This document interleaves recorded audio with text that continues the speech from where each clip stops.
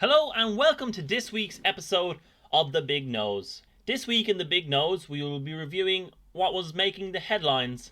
Well, guys, the week that was, I suppose, there was only one dominating story on the international stage, and that was the election of the next president of the United States of America, and the Trump and Biden campaigns going at it hammer and tongs up till the very last moment, and then the fallout from that. So we will look back at that, see where we're at today, Sunday, November 8th, 5 days after election day, and see if we've had a result.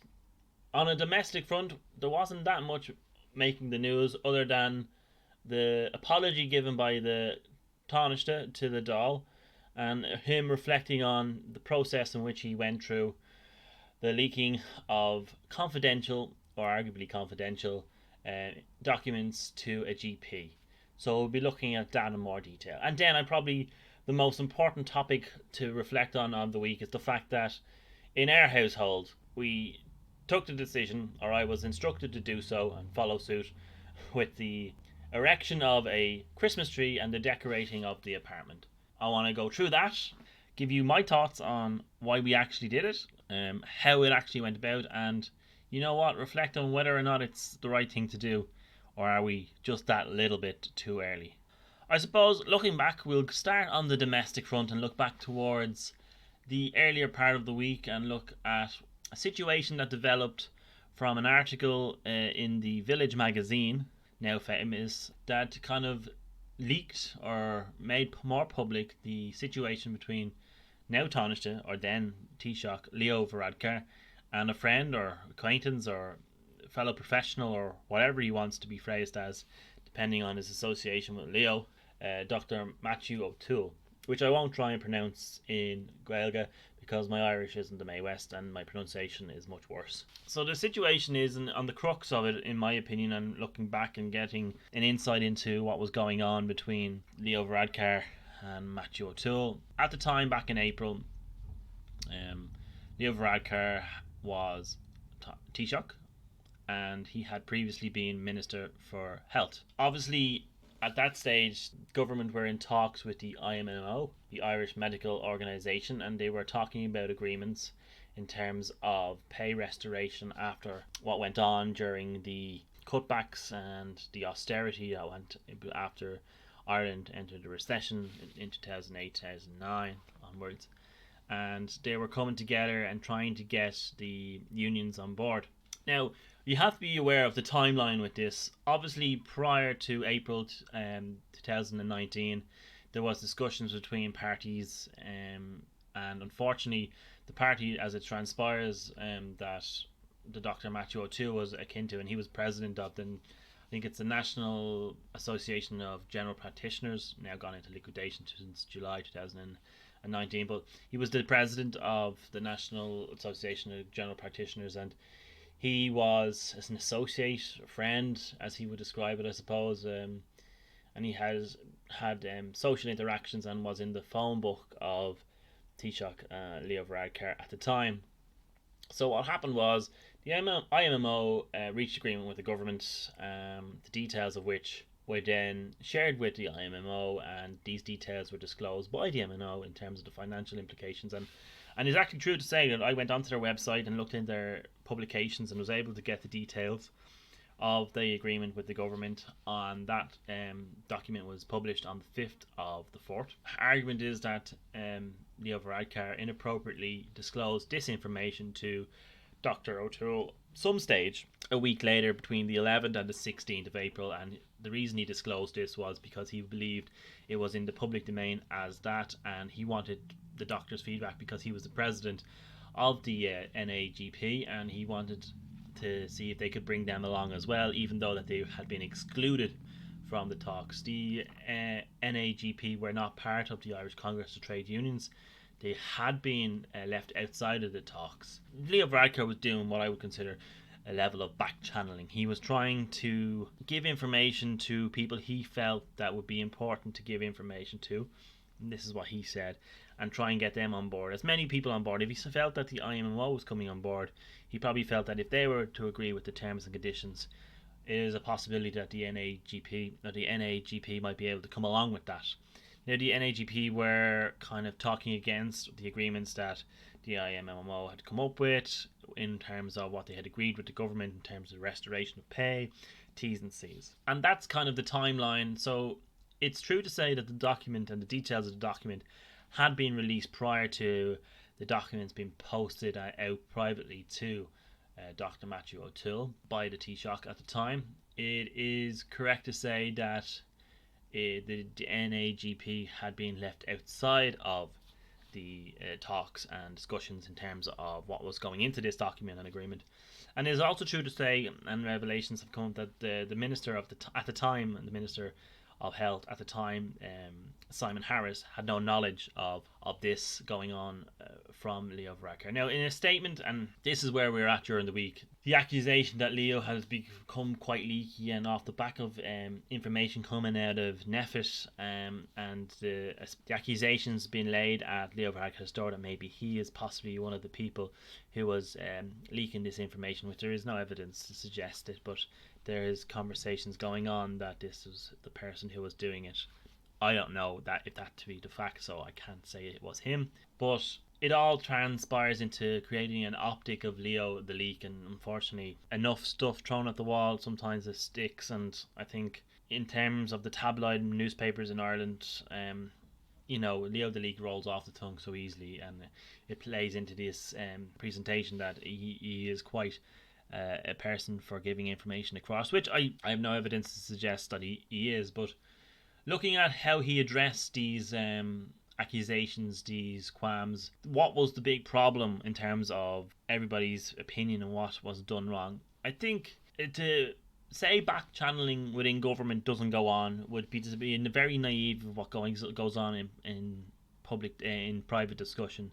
Back channeling is something that is done in politics. It's to try and unofficially get people on board and try to have conversations that are off the record. And this happens. Politics, it happens, and it's important that it happens. The reason we know it happens is because it benefits, and it can, in certain situations, benefit people, because it's easier to have that conversation and off the record, and people not to be able to lose face and possibly bring people along. While it's totally correct to say that the information might be financially delicate, it might be confidential, and it's probably inappropriate for the information to be shared.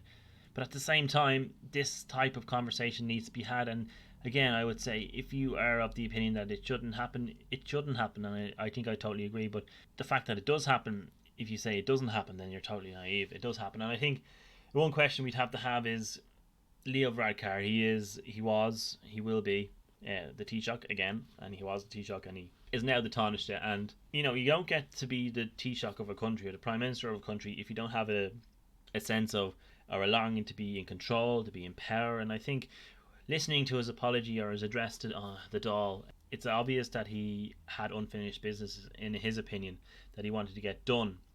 And sometimes when you're a person who likes having control of a situation, you can't leave behind what you need to leave behind and move on to the new role within politics and feel like you have unfinished business. So he obviously felt he had unfinished business in terms of getting the IMO on board, in terms of the agreement to try and get the GPs back on board and improve the service, which is a commendable opinion. But he was using the power of the Taoiseach's office, in his opinion, to try and move this along in an expedited way, which is fine and is appropriate, I suppose, but there's ways in which you have to go about this. And I think it is a case that it was found out that he had used back channels to get to Dr. Matthew O'Toole and get to the NAGP, and when it came to light now down the road, it doesn't look, and the process of the contact procedure isn't correct. It has to be questioned. So yes, he apologised for the process in which he does, and the process in which he went about contacting the people in the NAGP. But what will the fallout of this be? I think it creates and it is beneficial to the opposition within Ireland, chiefly Sinn Féin, that it looks like the government is going from bad to worse in terms of its communication and its accountability, in terms of how it does its own business, and tries to help create cracks between Fine Gael, Fianna Fáil and the Green Party. In terms of my own opinion, I think it's a case of this is it. There was an agreement in the process of happening between Leo Varadkar, the government of the day, and the IMO. Leo Varadkar had been Minister for Health, and he had not got this across the line. Simon Harris was unaware that Leo Varadkar was doing this, and this is really undermining of Simon Harris. He went and he gave across what you could consider confidential, although I was able to find it in the public domain on their website, on the IMS website.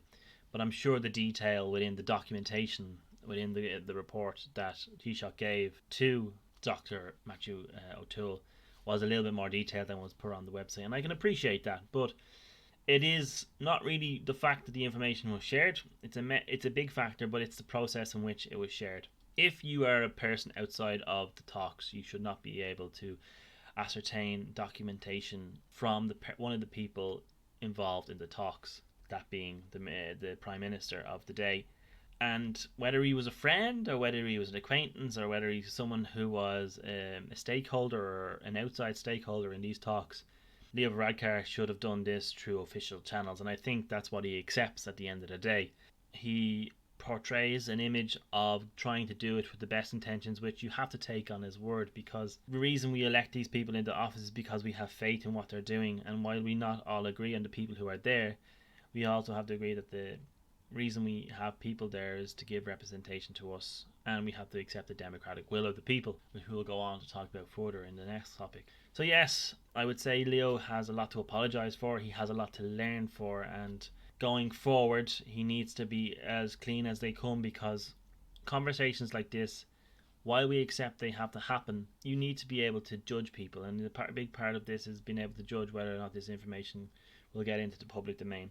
There was a lot done in terms of the peace process in Northern Ireland in terms of back channeling, and that worked to a greater extent in terms of back channeling, and nobody lost face. But we need to be aware that in a modern society where information is so easily shared, that we need to make sure that they're done through the protocols and procedures that are laid down by government bodies. And I think Leo needs to accept that he was at fault here. He needs to learn that going forward he needs to be careful who he engages with in terms of back channeling, which will have to go on any level. It will have to go on, there's no other way about it, and he has to be aware that people who he's back channeling need to be large stakeholders in this, because look at what happened with the NAGP. They went out of existence, they didn't have very many members, so we need to be aware of who we're back channeling with, and that's very important. And yes, it's all about optics as a leader, and he needs to be aware that what he does, how he does it, and how it comes across, and how it comes out, and how it is revealed is important. From moving from one leader to another leader, we look at fallout and the going on in the presidential election of the United States of America. As we speak, as I sit here in front of the mic, Joe Biden has become president-elect. He has got over the 270, as I explained last week, in terms of electoral votes, and he is now the president-elect. And well, how did he get there, I suppose? Looking back to Tuesday, polling day, and then into, I think it was Wednesday morning. Generally speaking, when we wake up in Ireland on Wednesday morning around 7 a.m, we'll have a result, but this year was completely different. The early polls and the pollsters suggested that there was going to be quite a landslide for Joe Biden. The exit polls that they conducted suggested there was going to be a large landslide. You know what? It was an extremely record-breaking election if you look at the numbers that are involved. Joe Biden, as we stand here, has received over 74 million votes, the highest ever received by any sitting candidate or incumbent president. The second highest votes ever recorded in the history of American election was by the runner-up in this election, as it would seem to be, and as it stands, President Trump has received just over 70 million. I think it's an increase of 3.5 million. And within that, it creates its own conversation of how does somebody who, according to polls and news outlets, has polarised the country receive more votes than they did in the last election. And as I said, that is a different conversation for another day, and something that we might return to. But in terms of the timeline of the election, and it's important to probably frame it within a timeline. The Americans went to the polls, there was long queues, there was dropping off ballots, drive-through ballots. It was like anybody who wanted to vote, who was legally allowed to vote, was able to vote. Whether they had the drive-through ballots, whether they had the postal ballots, and there was a whole conversation about the postal ballots. as long as they had a stamp on them on the day of the election, I think it was the 3rd of November, they would be counted and they will come in. And I think the great comparison we have between this election and the previous election is, of course, the turnout was huge, but also the time it took to get a result. Traditional states generally went with the traditional parties, the Republican and Democratic states. And as I explained last week in the US special, there's safe states and swing states, and swing states move around depending on the demographic, the releasing of the results as well. And you know what? I said last week in the special that Florida and Pennsylvania were going to be the most crucial states in this election in terms of getting a result for the winning president. Florida came in fairly early doors and it went with Trump, and then Texas, which I touched on with its 39 electoral votes, came in fairly early for Trump. And as much as Biden had an early start in a lot of the votes, because depending on the state you were living in, post-in votes were counted early in some states, so they had them already counted, so they put the results in immediately, and Biden took an early lead. For a lot of people in the Democratic Party, they were following the instruction of the Biden campaign, the Biden-Harris campaign, in terms of getting the vote in early, don't be turning out, don't be mixing in this COVID-19 pandemic, post it into us and we'll get the result across to you. And a lot of the a lot of the Biden-Harris followers did this, and they got this across. So we saw an early lead in a lot of states for the Harris campaign and the Biden campaign, and that was fine. And then, you know what, as the evenings went on and we got into Wednesday evening, Trump started to come in a little bit stronger in some of these states, and you know, Michigan and Wisconsin was very close, Pennsylvania was very close, Nevada, Arizona, Georgia very close, and these would end up being the key swing states in terms of the results that we got to in the end. So we were getting there, and then the results were coming in, and you know, Trump was coming back in a couple of states because a lot of Trump supporters came out on the day, which meant that some states were counting the votes on the day, and Trump was going ahead in those counts and those tallies, as they call them. Biden was kind of going down, and then all of a sudden, you know, we were at a stage where we were kind of in stalemate for come Thursday evening. I think Biden was on 253, Trump was on 214, and we had Michigan declared, we had Wisconsin declared, so we were left with Pennsylvania, Nevada, Arizona, Alaska, Georgia, and North Carolina. Now, as I sit here in front of the mic, the ones that are outstanding, okay, Georgia is still outstanding, Nevada is still outstanding, we have Pennsylvania recently called, we have Alaska, so I think there's 5 left to declare. But as of, I think it was 4 p.m. Irish time on Saturday afternoon, there was a change. Pennsylvania had been declared likely, or projected as likely, to go with Biden, and that brought him over the 270 mark. It brought him to 273, and then Arizona came in and then brought him up to 6 college votes, so brought him up to 279. So as I sit here in front of the mic, it's 279 to Biden, I should say. Well, that started an absolute furore across Twitter, across the evenings, across Wednesday evening, across Thursday and Friday evening.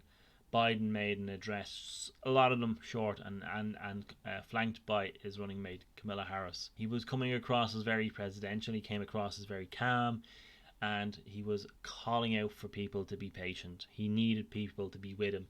He needed a level of calmness. As Trump was responding to these addresses that he was making in person, Trump made one address in person from the White House.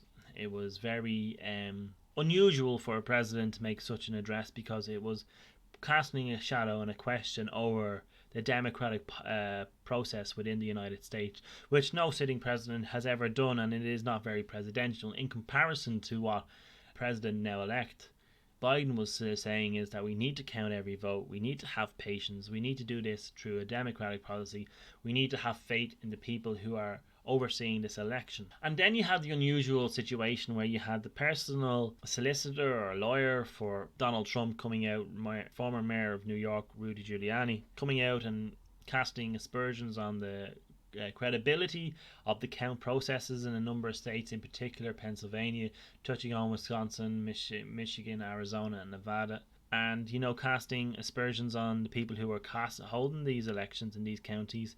I think that up to now there's been 11 litigations processed. Some of them are being upheld, some of them have been closed. There was a huge furore over the fact that people couldn't get in and monitor them. A lot of this is made out to be that the election has been in a fraud and has been held under false pretenses, and a lot of the votes that have been counted have been fakes or haven't been signed properly, or have been signed by people who are dead and no longer with us, have been signed with Sharpies, which means the ink went through, so there's 3 votes where there should only be 1 vote.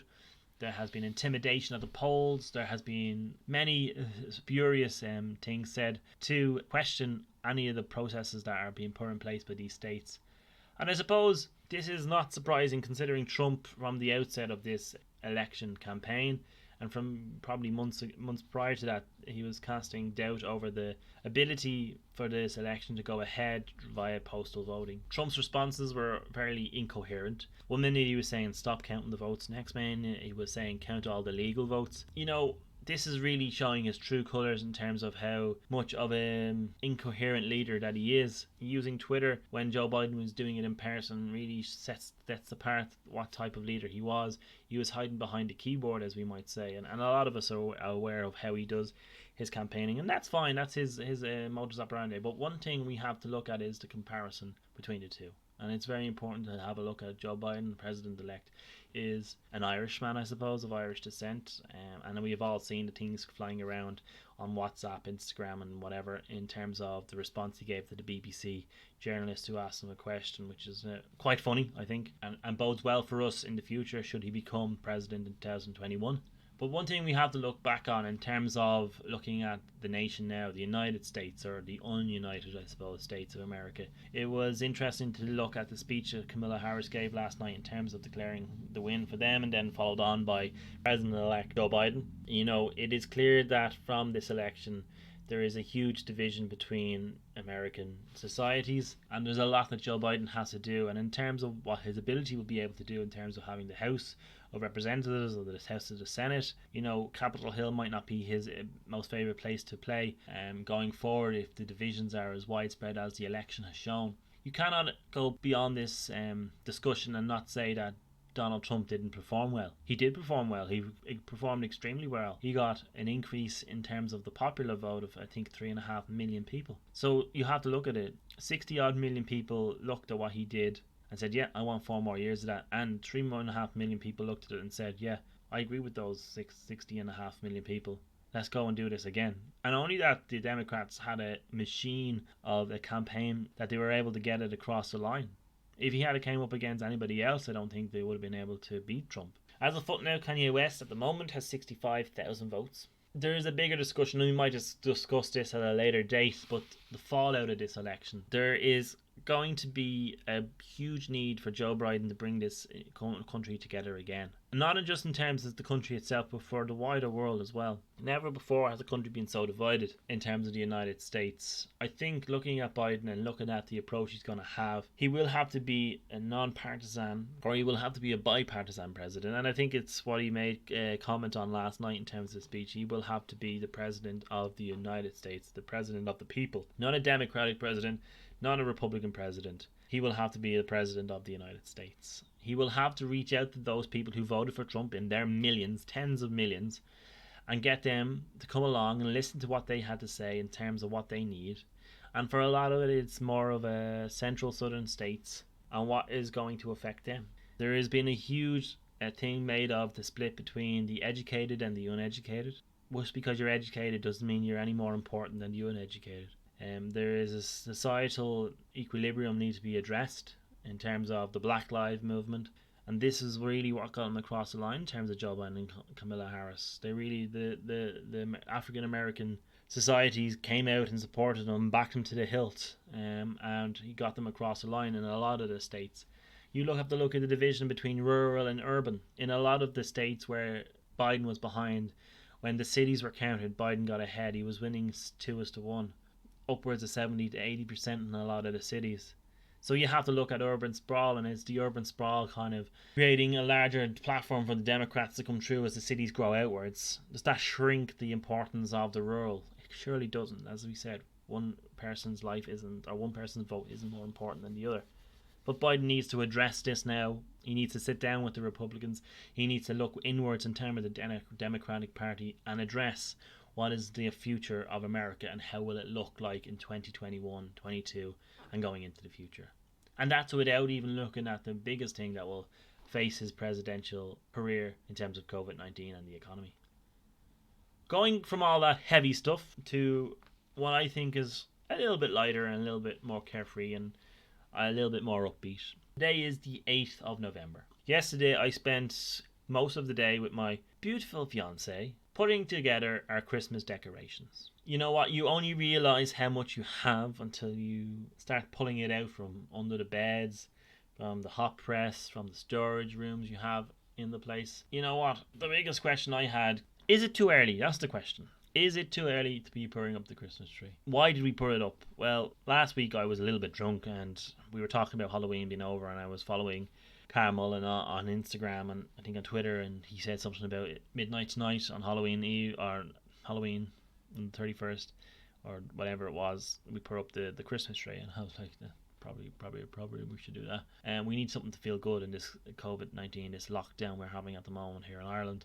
You know what? Christmas tree can only bring cheerful times and make happy times, and a lot of us, I'm not saying everybody, but a lot of us have memories within ourselves of a better time, a time of joy, happiness, excitement, goodwill, positivity when we see a Christmas tree and we remember Christmas here. And that is why I agreed to putting up the Christmas tree. Traditionally we would put the Christmas tree up for the Late Late Toy Show. For anybody who is not familiar with the Late Late Toy Show or Ireland, it is basically a religious occasion. It's a religious day within the Catholic calendar that isn't recognised by the Vatican. It is when we as a nation sit down on a Friday evening and we all get into pyjamas within our household, generally, that look similar. We get the popcorn in, we get the sweets in, we watch the news, and then we sit down and we look at a man on TV reviewing presents with a group of children. And this man for the last number of years has been Ryan Tuberty. Prior to that it was Pat Kenny, and prior to that, and in the first instance, it was Gay Byrne, the late Gay Byrne, who is 1 year dead this week. So looking at it this year, it is going to be completely different, but it is going ahead, and normally that's when we would get the Christmas tree up. And I will give you a little anecdote in terms of our first Christmas here in this apartment a little bit later on. So looking back and looking into this and doing a little bit of research for the podcast, I was trying to figure out and find out, is there any etiquette, is there any rules in regard to putting up Christmas decorations? Is there any, rules and regulations? Well, not rules and regulations, what am I saying? Rules and etiquettes in terms of when you should put it up, when you should take it down. I think we all know that you should take it down around about the end of the first week in January, which is the 5th or 6th or whatever. Around about then, that's the 12 days of Christmas as far as I remember. So yeah, we did that, had a look at it, and you know what, it was quite interesting. The RTE guide had something within it last year where they got in contact with an etiquette expert. Now, I don't know what an etiquette expert has to do in terms of degrees or how you become an etiquette expert, but an etiquette expert called Joe Byron, and he basically said, or she basically, Joe, she, I'm not sure, I never looked at it. They said there are no rules. So there's no rules in terms of when you can put your Christmas tree up or when you can put it down. And I totally accept that. There is no rules. Obviously, you could have it up all year round if you wanted to pay for the electricity bill. But in terms of getting, an idea of, are we getting a little bit earlier every year? If we look towards America, as a lot of these holidays have, using the word holidays, of these occasions or these holidays come from, have developed from in terms of how we celebrate them. The American influence is there again. We have the Thanksgiving. And for a lot of people, we didn't know what Thanksgiving was. It was a holiday that the Americans did. But now we're getting a little bit more familiar with it. And Thanksgiving for a lot of us is a consideration of the start of Christmas. Because we look at it, they have a traditional turkey dinner or whatever it is. And they give thanks for each other. And it buys into the holiday season over there. That has kind of in the more recent years kind of merged into one, Christmas and Thanksgiving. And all of a sudden it's a longer festive period. And there's actually a clue in the name if you look at it. It's Christmas decoration Christmas tree. And in the Catholic or Christian calendar, Advent is the start of the church year. So the first Sunday in Advent is the start of the year. So, if you're putting up your Christmas decorations for Christmas, you're probably on the lines of putting it up towards the start of December. But I think in Ireland we have a little bit of a caveat on that going into the Late Toy Show. In terms of the story, the little anecdote that I want to give across to you, in terms of our first Christmas here in this apartment, and you know what, we put it up on the 7th. I think the toy show is the first weekend in December this year. You need to check that out on your Google. But when we were here for our first Christmas, we went and we had a look for our Christmas tree, and I've always had a large Christmas tree. Generally, when I was a child, we had a real Christmas tree. But putting up a real Christmas tree on the 7th of November will not last, not even till the end of November. So we'd be looking at buying another one. So we decided for the apartment and for just ease of cleaning and what have you purposes to get a artificial or fake news, a fake tree. And we went to Woody's, and when we moved in here in the start of November, and we went into Woody's 2 years ago, and we had a look around, and there was a massive tree, I think it was 6.5 foot or whatever, on display, and it came with all the decorations, and it was a few £100, and we said, go on, we'll get that because it's an investment piece. You'll have it for the next 10 years. If you get 10 years out of it, it's great, So we went and we bought it, and that was grand, and we were getting it delivered. We're getting it from Woody, so that was grand. So Woody said, "Yeah, I'll be here in probably a week's time." So we not thought no more about it. So a week went by, and it still hadn't arrived. And I was actually getting it delivered to my parents' house because myself and Eve were working. My mum would normally be there in the afternoon, so if she wasn't able to get it in the morning, she could get it in the afternoon. So the Late Toy Show that year was happening around the 29th of November. It was towards the end of the month, and on the Monday beforehand, I think it was, the Christmas tree hadn't arrived, and this was 2 weeks down the road, and I was getting a bit confused. So maybe I misread it. Maybe it was going to deliver it at some stage, and I looked back in my emails and it wasn't there. So that was grand. So Monday didn't come in, Tuesday didn't come in, so Wednesday arrived, and I was like getting a bit sweaty. Neve wanted this Christmas tree in the house, erected up and available for the toy show, as is tradition in my family and in her family. And that was grand. So emailed Woody's, and Woody said that had been dispatched. It had been out for delivery. It should be with you. So that was grand. I said maybe it's on the way. Maybe it'll come to Thursday. So Thursday arrived, and no sign. I was on to my mum again. Nothing there.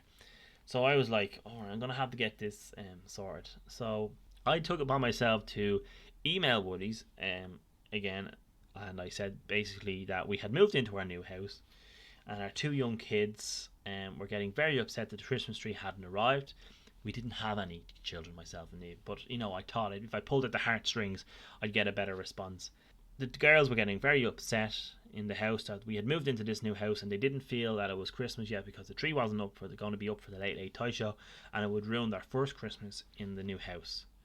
No sooner had I sent this off than a girl in Woody's came back to me immediately and said, "Piers, I'm very sorry for the confusion and the delay in delivery of this tree, but we have a tree in Coolock store, and it's there if you want it. It's the exact same tree that you ordered from the other store, but we'll have it on reserve if you want to pick it up today." So I went down, I picked it up, and we had it up then for the Late Toy Show the following Friday. All was well with the world. The next Monday, the tree arrived to my mother's house, so I now had 2 trees for the price of one. Me being the honest, being that I returned it to Woody's because they were good enough to get the tree for me in the first place, and we had it for Christmas in the end. So that's my little Christmas story. That's where the situation we are. This is the earliest I've ever had a Christmas tree up, and I hope next year that I won't have to have it up till the Late Toy Show, because there won't be any reason to bring additional cheer to our lives, because we won't be on a lockdown. We'll be married. We will have first Christmas together as a married couple. We will all be healthy, free from lockdowns and free from isolations and free from everything. As a country and as a society, we will be celebrating with pub crawls and Christmas parties, and we'll be getting excited for the first Christmas out of lockdown and restrictions as a nation. Thanks very much for listening. Today we reviewed 3 topics that I thought made the news this week in my world. Of course, the presidential election. We looked at Leo Varadkar and his conduct in terms of leaking or potential sharing of government information with an inappropriate party and the process of that and how he apologised for that in full within the Dáil in the recent week. And then we discussed and I shared with you how we have decided this weekend, the guts of 7 weeks till Christmas, to put up our Christmas tree, bring additional happiness, cheer in this lockdown to our household. I hope you enjoyed the podcast. Check out the other podcasts that are available on your normal channels, and I will talk to you next week when we review what has made the topics. And I hope it's the golf. Thanks for listening. Take care and have a good week. Bye bye.